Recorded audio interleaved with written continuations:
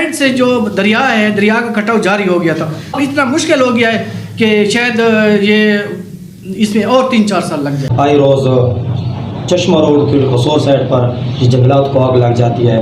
یہ جو درخت وہاں جل جاتے ہیں اس کو جنگلات والے کیا کرتے ہیں, اس کی کٹائی کروا کر یہ فروخت کرتے ہیں.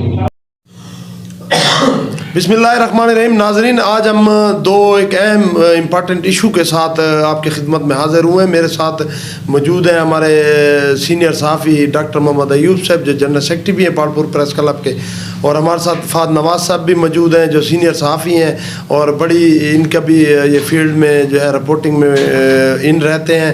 میں اپنے اس پروگرام کا آغاز آج کے ایک اہم ایشو سے کرنے جا رہا ہوں. جس طرح مسلم لیگ نون کے دور حکومت میں مولانا صاحب کی بھی اس میں تگ و دو ہے, دیگر جو ہمارے پنجاب کے جو بکھر سائڈ کے جو ہمارے عوامی نمائندے ہوتے ہیں ان کی بھی تگ و دو ہے. پچھلے جو مسلم لیگ نون کے دور میں دور حکومت میں کلور کوٹ سے اور ادھر ڈھکی کے جو چشمہ روڈ ہے ادھر جو آ کر ٹچ ہوتا ہے کلور کوٹ پل, جس پہ تقریباً 10 ارب سے زائد کے اخراجات بھی کیے گئے ہیں اور وہ پل تقریباً تکمیل کے مراحل میں بھی ہے.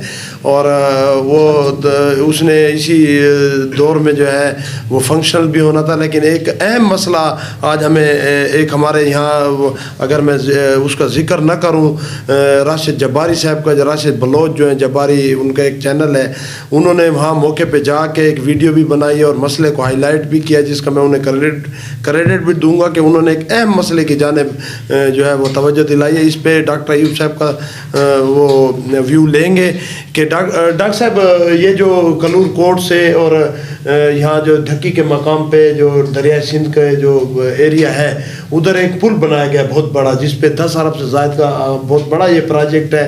اور اس کے جو ہمارے خاص کر ہمارے علاقے کے جو پنجاب سے ٹچنگ ہے اس پہ بہت ایک ترقیاتی ایک ترقی کا عمل بھی شروع ہونا تھا اور لوگوں کے فاصلے جو تھے گھنٹوں پہ محیط تھے وہ بھی کم ہونے جا رہے تھے.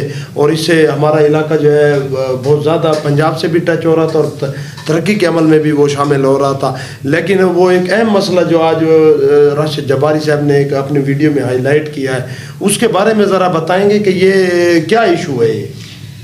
شکریہ انعام بھائی. یہ ایسا ایشو ہے کہ یہ 2017 میں جب اس پل کی سنگ بنیاد نون لیگ نے رکھی, ان کے جو بکھر سے نمائندے سے عوامی نمائندے تھے, تو انہوں نے مجھے اسپیشلی 2017 میں دعوت دی. تو اس وقت میں اعتدال اخبار میں تھا, تو میں جب وہاں پہنچا تو میں ایک ہی اکیلا صحافی تھا جو ڈی خان کی طرف سے نمائندگی کر رہا تھا. تو وہاں بات جو ان کی جو ٹیمیں تھیں جو پروجیکٹ کی جو اس کو پل کو انہوں نے بنایا تھا وہ بھی آئے ہوئے تھے, اور پنجاب سے اور اسلام آباد سے بڑے بڑے آفیسر بھی آئے ہوئے تھے. تو انہوں نے وہاں پر نقشہ کھینچا, اس کا افتتاح باقاعدہ طور پر میرے سامنے ہوا, میں نے اس کی ویڈیو بھی بنائی تھی. تو ان سے جب میں نے پوچھا کہ یار یہ تو جنگل ہے, اس میں کس طرح یہ پل کامیاب ہوگا, کیونکہ وہاں پر ایک ہی ایکسیویٹر تھا اس وقت. تو اس کے جو انجینئر تھے اس نے مجھے کہا تھا کہ یہ ایکسیویٹر دیکھا ہے, یہ انڈے دے گا, کیونکہ میرے ذہن میں نہیں آ رہا تھا کہ یہ اتنا بڑا دریا اور پل بنے گی. بہرحال انہوں نے کام سٹارٹ کر لیا. پل تقریباً ان کے دور میں آدھی پل بن چکی تھی جب دودھ کا دور تھا. اس کے بعد پل پہ جو کام تھا نا وہ سست روی کا شکار ہو گیا.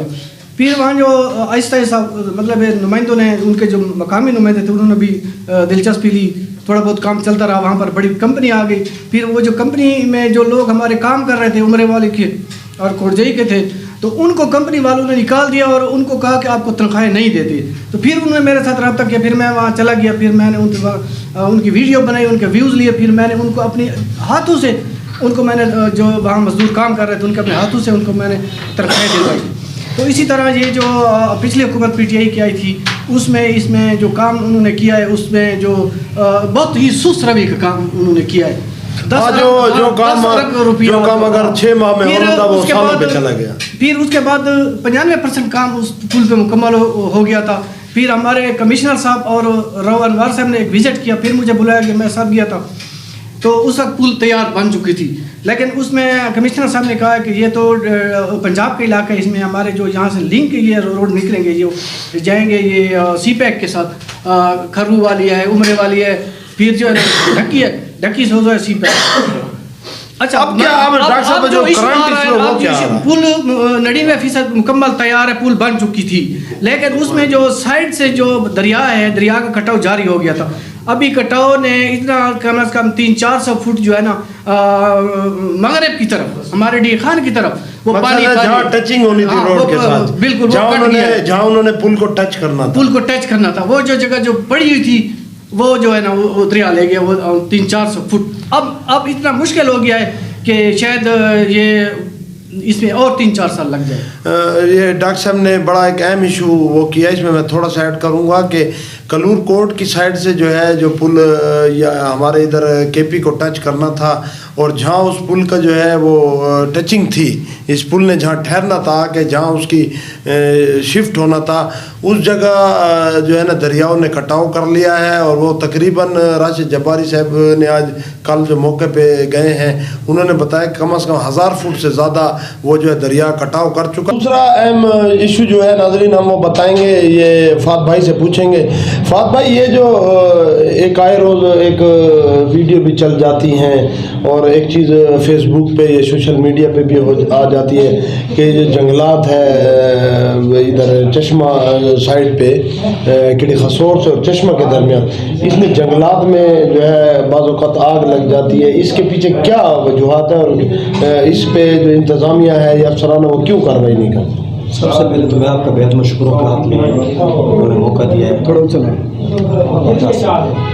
موقع دیا ہے اپنے ساتھ کام کرنے کا. تو اس کے ساتھ میں یہ کہوں گا کہ ہمارے جو سوشل میڈیا کے دوست ہیں یا ہمارے صحافی بھائی ہیں وہ اس مسئلے کو کافی ہائی لائٹ کرتے ہیں. آئے روز چشمہ روڈ کی خسور سائڈ پر جس جنگلات کو آگ لگ جاتی ہے تو حکام والا اے سی صاحب ڈی سی صاحب اس پر محکمہ جنگلات کے افسران کارروائی نہیں کر رہے، یا کیا مسئلہ ہے، یا یہ اپنی کرپشن چھپانے کا یہ طریقہ ہے کہ وہاں پر انہوں نے کام نہیں کیا اور ایک ماہ میں 2 سے 3 مرتبہ اس سائڈ پہ آگ لگ جاتی ہے. تو ہمارے حکام والا سے یہ اپیل ہے کہ اس پر نوٹس لیں. یہ ہمارے ملک اور ہمارے علاقے کا یہ اثاثہ ہے، اس میں ہمارے جو مسائل. انعام بھائی، میں اس کے متعلق آگ کے متعلق آپ کو بتاتا چلو، ہم وقتاً فوقتاً اکثر چشمہ روڈ پہ گھومتے رہتے ہیں، دیکھتے ہیں. یہ آج کا ایشو نہیں ہے، یہ 4 سال ہو گئے. یہ پتہ ہے آپ کو، اس ایشو کو 4 سال ہو گئے. اس ایشو پہ جو کام کیا تھا تھوڑا بہت اچھا کام کیا تھا رو انور صاحب نے، رو ہاشم صاحب نے، ہمارے جو اے سی تھے آج کل پشاور میں ہیں. تو اس نے تمام ڈپارٹمنٹ جو تھے ان کو بلایا تھا، ایک بہت بڑی میٹنگ کی تھی کہ جتنے جو بیٹھے ہیں ڈپارٹمنٹ ہیڈ جو بیٹھے تھے ان کو بھی کہا ہے کہ آپ بھی ان کے ساتھ ہیلپ کریں، محکمہ جنگلات کے ساتھ، اہلکاروں کے ساتھ، اور ان لوگوں کو پکڑیں کون جی آگ لگاتا ہے. لیکن سمجھ نہیں آتی کہ یہ آگ کون لگاتا ہے. جب آگ لگ جاتی ہے اس کے بعد جو ہے نا یہ جو درخت وہاں جل جاتے ہیں اس کو جنگلات والے کیا کرتے ہیں، اس کی کٹائی کروا کر یہ فروخت کرتے ہیں، اور وہاں جو ان کی جو روٹس پڑی ہیں ان کو بھی نکال لیتے ہیں. تو یہ تو اب تو میرے خیال میں درخت بھی نہیں رہ گئے. چشمہ روڈ پہ آپ ہیڈ بلوڈ سے لے کر چشمہ تک چلے جائیں، درختوں کی جو تعداد ہے وہ نہایت کم ہو گئی ہے، جل گئے ہیں. ڈاکٹر صاحب نے اور فات بھائی نے جو یہ جنگلات کی جو جلانے کا عمل ہے کڑی خسور سے اور چشمہ تک، ہمارے جو وہاں صحافی ہیں، میڈیا کے دوست ہیں جو کڑی خسور اور چشمہ سائڈ پہ، وہ وقتاً فوقتاً اس اہم مسئلے کو اجاگر کرتے رہتے ہیں اور بتاتے بھی ہیں کہ یہ بھر وقت بتاتے ہیں جس وقت آگ لگی ہوتی ہے. اور جس طرح ڈاکٹر صاحب نے ایک اچھا پوائنٹ ریز کیا کہ جنگلات کے جو اہلکار ہیں ان کی بھی ڈیوٹی ہے کہ وہ اس کو وقتاً فوقتاً دیکھیں اور اس کی نگرانی کریں. ساتھ جو لائن ڈپارٹمنٹ ہیں جس طرح پولیس ہے، انتظامیہ ہے، خاص کر میں پولیس کو یہاں کہوں گا کڑی خسور سائڈ کی جو پولیس ہے ان کو چاہیے کہ وہ اس پہ ایک اپنا گشت بڑھائیں اور وہ اپنا ایک جو ان کا ایک سسٹم ہے خفیہ طریقے سے جو وہ انکوائری کرتے ہیں وہ کریں. اور جو لوگ اس گھناؤنے جنگلات کو جلانے کے گھناؤنے فعل میں مبتلا ہے ان کے خلاف سخت کارروائی کی جائے. شکریہ.